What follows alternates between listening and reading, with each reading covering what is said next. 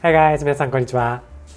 今日はですね、クリス・ローンズデルさん。この方は心理学者、そして言語学者でもある方なんですが、彼は中国、そして香港で暮らしていらっしゃいまして、中国語、そして広東語がペラペラに喋れるとてもすごい方なんですが、彼はTED トークなんかでもビデオを出されていて、そのビデオはこの下のディスクリプションのところに貼っておきますので見てください。彼のビデオはですね、6ヶ月あればどんな言語でも習得できるというビデオなんですが、そのクリス・ローンズデルさんに今日はインタビューをすることができました。どうぞ見てください。Okay, so today I'm talking to Chris Lonsdale. He is a psychologist and a linguist and the creator of Kung Fu English learning system, and he's fluent in both Mandarin Chinese and Cantonese, I believe. That is correct, And, yes. So it's very nice to meet you today, Chris. A pleasure. So I have recently watched this Chinese YouTuber who lives in Japan, and I follow her channel, and I was a bit surprised because I saw you in her video, Okay. and because I've watched some of your TED Talk videos, Okay. and when I watched your video, I was like, wow, it's like this is such an eye-opening, thing that I heard. And because I never thought about learning language in 6 months. Right. It could be possible. And here, we are speaking today, and it's like very kind of shocked and happy at the same time. And, Okay. yeah. Well, I love talking about this. I think the world has been struggling with communicating across cultures, and one of the reasons is people have found learning languages really difficult, but it's not because they can't do it, it's because the way they approach it is really not the right way. So, whenever I get a chance to share this thinking and help people, it's always great. Well, I completely agree because I studied English in Japan. I grew up in Japan. Right. So I studied English, how many years? I studied 3 years in junior high, 3 years in high school. Right. So total of 6 years. Right. And when I first came to the US, I couldn't even speak it. Exactly. I could read stuff, but then I was like, okay, how do I say this? I couldn't even say the simplest thing. Exactly. Exactly. And I think the way they teach English in Japan is so behind, and because they don't teach you how to talk. No. They only teach you grammar and words. Yeah, well, it's the same in China. It's the same in Korea, I believe. It's the same in the West. You learn French or German, and they're teaching you word lists, and they're giving you grammar, and they're explaining the grammar, and then you're supposed to be able to use it. So this is a throwover, I think, from 150 years ago. I think we're using ancient technology to solve a problem which can be solved in a completely different way, especially in the modern world. We have hard technologies, we have soft technologies, we have mobile digital that we can use. You can have multimedia in your pocket, but also everything we've learned in psychology, linguistics, from the last 30, 40 years, memory studies, there's a whole bunch of stuff that tells us how to do this. We just need to apply those ideas, and we can actually become a multilingual world where everyone speaks 2-3 languages without any difficulty. So when I studied English, I struggled. When I was in Japan, I was struggling. Yep. But after I came to the US, and just like you said, like about 6 months, I started to understand more and more. There was this aha moment. Yeah. Like all of a sudden I was like, oh, wait a minute, I'm understanding what I'm listening. Yeah. It's like, and then I can't really tell what happened that moment, but after that, everything started to become easier and easier. Exactly. And then from that point on, the improvement was like enormous. Exactly. I guess I have a question for you. I'm really curious. How much opportunity did you have to listen to lots of English after you arrived? Every day. Okay. Mm-hmm. So what happened was you were brain soaking in English, Mm-hmm. and because you've done some study, your subconscious mind was able to start to organize it, and you would keep hearing English repeated in different contexts, but talking about the same sort of thing. So essentially, you acquired the language. You were understanding from context. You were seeing what people's body language was. You were hearing it, and that happened enough times for your brain to organize it. And as soon as it was organized, then you were confident to start talking. And as soon as you were talking and interacting with people, you were getting immediate feedback. So you very quickly got into the comprehensible input state. So you were observing, you were hearing new words, but they made sense in context. So because of that, then you were learning really, really quickly, and you weren't really working at it. But I bet you were tired every night. Right. I bet you were exhausted, right? Speaking part came a little bit later, and it took a little bit longer. Yeah. And I was always translating from Japanese, so I have to create my thought in Japanese first. And then I will try to translate from backwards. And it was taking time, so like every time when I was speaking to someone, it took me longer to respond. Yeah. I understood what they were saying, but it took me a very long time to respond because I had to organize my thought. But then with practice, that became faster and faster, and now I can respond really quickly. Are you translating, or have you basically Not anymore. you changed your channel? So you went to you'd hear English and you'd go to internal representations. Right. And you would then want to say something, and you would go to your internal representations and then say it. And from what I can see, I think a lot of your internal representations are visual. So you actually see images, right? Some people will have auditory internal representation. Some people will have kinesthetic, so they feel it. Some people are sort of mixed. But I can just see from your eye movements that you seem to be very visual. So you just, boom, you go to your thinking in a picture, and then out it comes in either English or Japanese. And I can tell that you're doing that because your English is perfect, basically. So after I learned English, I learned Spanish. Oh, and brilliant. Spanish was much faster because I already knew what to do. Exactly. And when I learned English, I was learning so many different words that I didn't even need to know.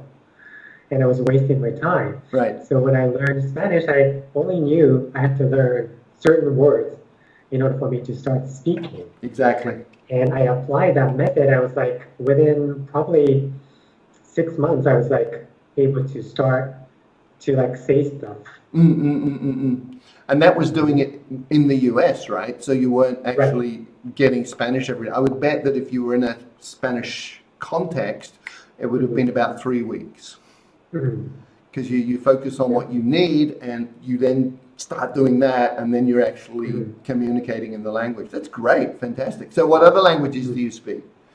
So, and then after Spanish, I learned Korean. And after that, I did start Chinese, but Chinese I gave up. Okay. So that's something I have to talk to you about. All right. And then after that, I went back to European languages. So I did French, Italian.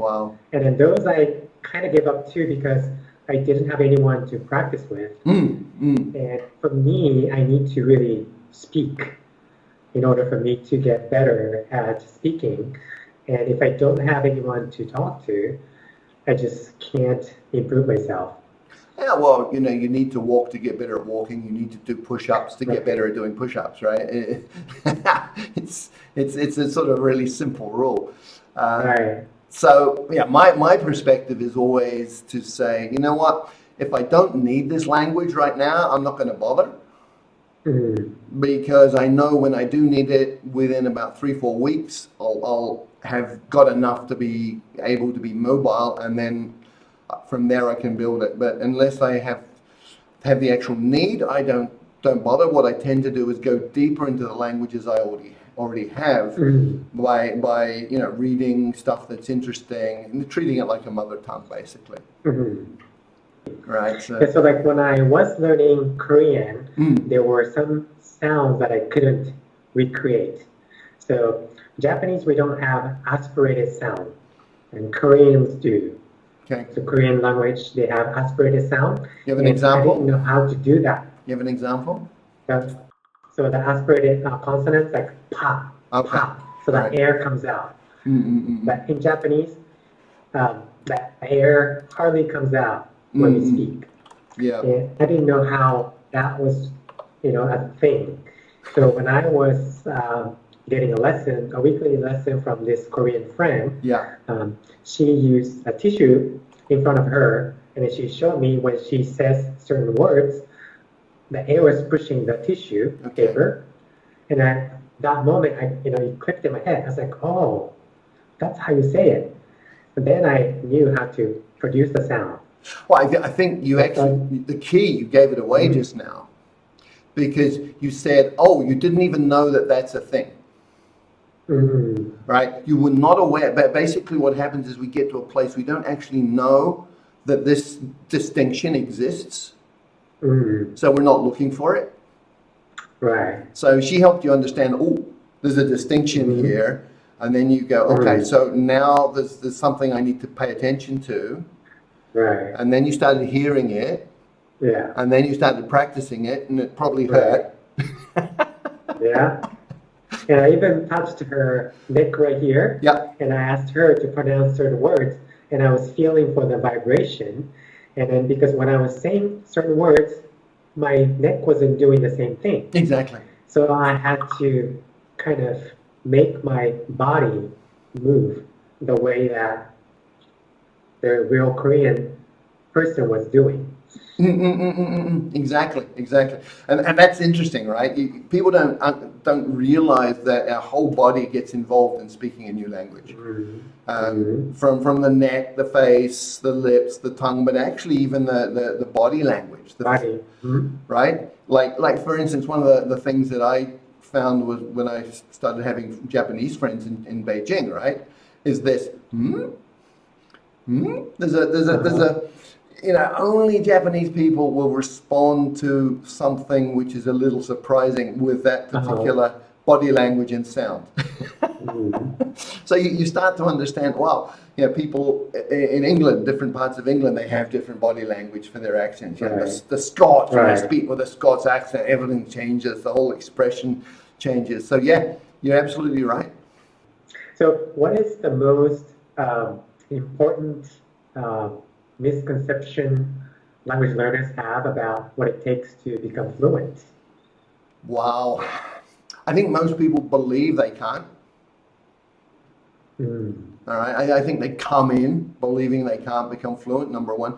Number two, if they're an adult, they want to be at an adult level immediately. So they're not prepared to go through the childhood steps that you actually need to go through. Also they very often in China, I guess Japan as well, is learning for the exam. So rather than seeing an exam as a way to measure where you're at, they use the exam as the target, and then they study for the exam. And because they're doing that, they use shortcuts that don't actually build the skill in the language. And so as a result, they don't get the outcomes they're looking for. So it's sort of a mixture of things, but the really big one, I think, is most people believe they're too old. Piaget came out with this theory, 40, 50 years ago, I guess. Longer, I can't quite remember, but it was like the stage theory of language, and if you didn't learn a language by a certain age, you couldn't. And so everyone believes that. It's like, I'm too old. I learned English when I was 19. Yeah. I learned Spanish when I was 20-something. Yeah. Learned Korean when I was 30. Yeah. And I'm learning German and Portuguese now in 40s. Yeah, awesome. It is possible. Of course it's possible. Of course it's Yeah. possible.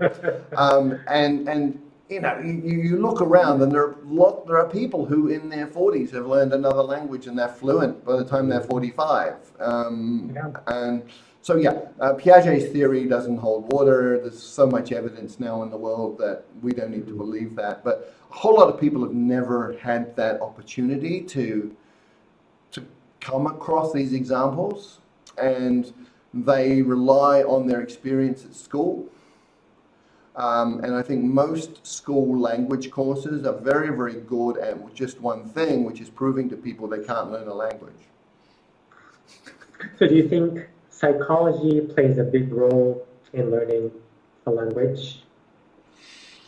If you think of psychology as being the way our brain, our nervous system operates, the techniques for moderating that, then absolutely, right? So if someone's terrified, they're going to have brain freeze, for instance, right? If someone is trying to be perfect and they have a memory of being punished for not getting 100% on their test at school, and then they're going to be trying to make every phrase they say perfect before it comes out, so they're not going to be successful because you can't.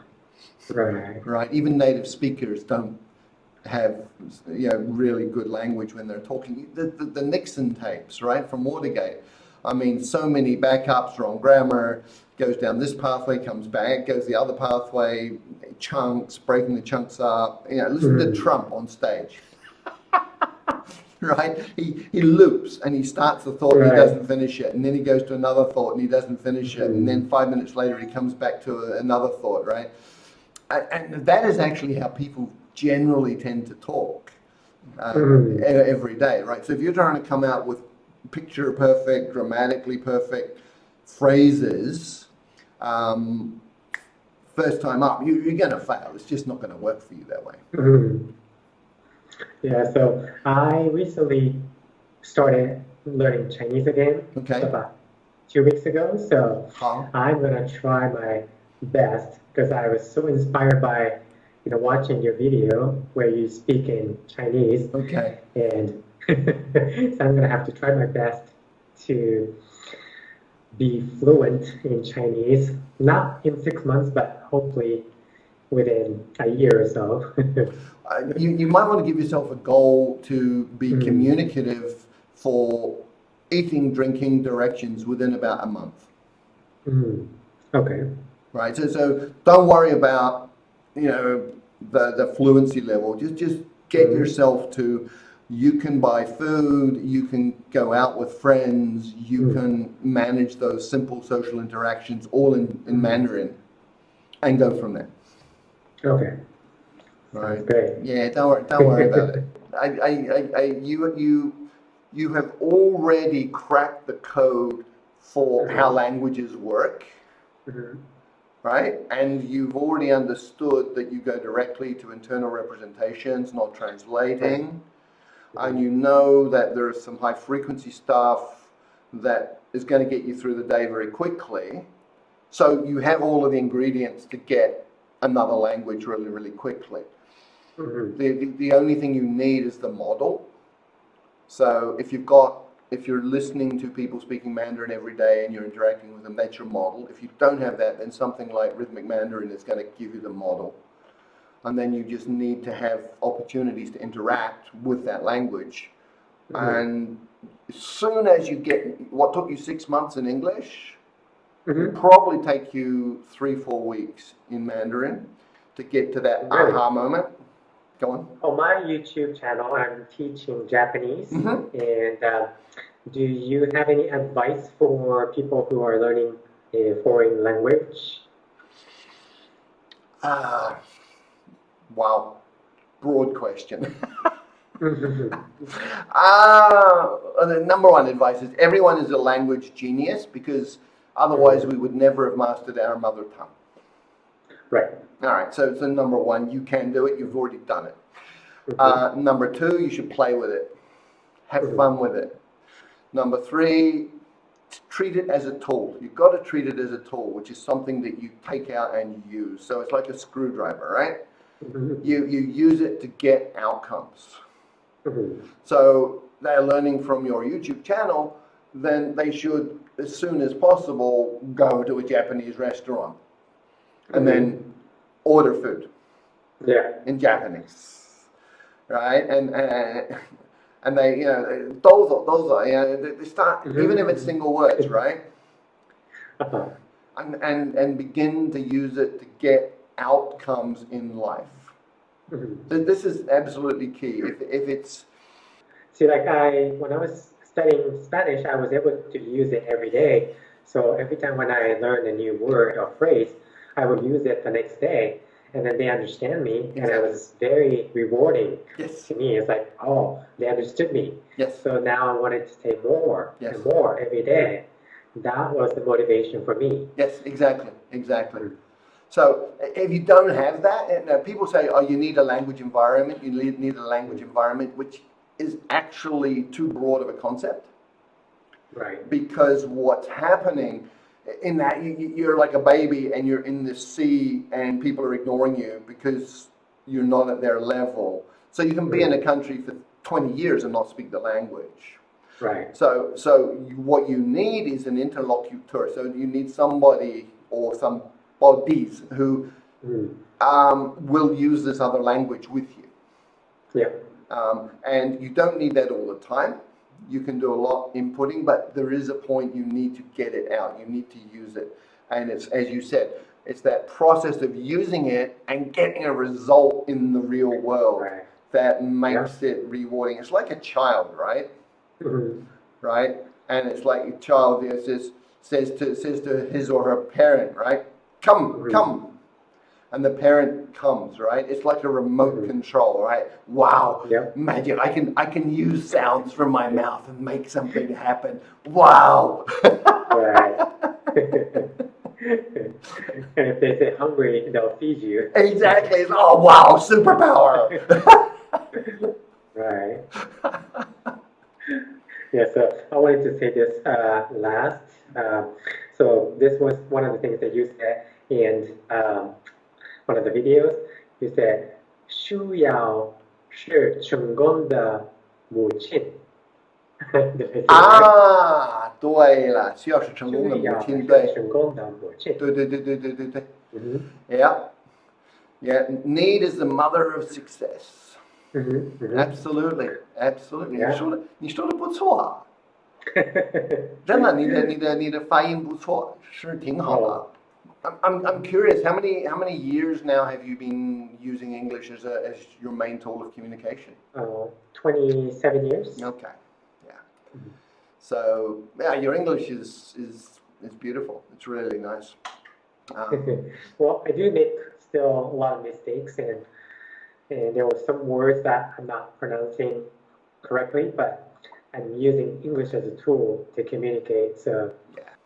And then one thing, last thing, when I first studied Chinese, the sound, every word sounded very similar to me. But now I was exposed to different languages, and now I'm back studying Chinese. When I listen to it, I can hear a little more like detailed sound. The sound actually sounds like they sound differently. Yes. And it's an interesting observation. Did you also have a question with that? So I was like, when you learn different languages, like I know I have to, for myself, I have to listen a lot to get used to the sound. Yes. But I know different languages have different frequency in the language. Like, so do you think Chinese has wider range frequency than, say, English? No, that's really interesting. No, I think Japanese is a very narrow language in terms of the available sounds. And this is one of the reasons I think Japanese people have a little bit of trouble learning any other language, because these other languages have more sounds and Japanese people just don't hear them. It's like the p sound, right? You were talking about before. The overlap between Mandarin and English is very close. Hold on. I would say 50% of the sounds are exactly the same. There's another 20-30% that are close, but you need to move your face a little bit different. And then there's a few like shi, xue. Those sort of sounds just don't exist in English. So they're outside the range. Now, I think what you've experienced before when you were listening to Chinese, that all sounded the same. Right. And that was before you learned these other languages. Correct.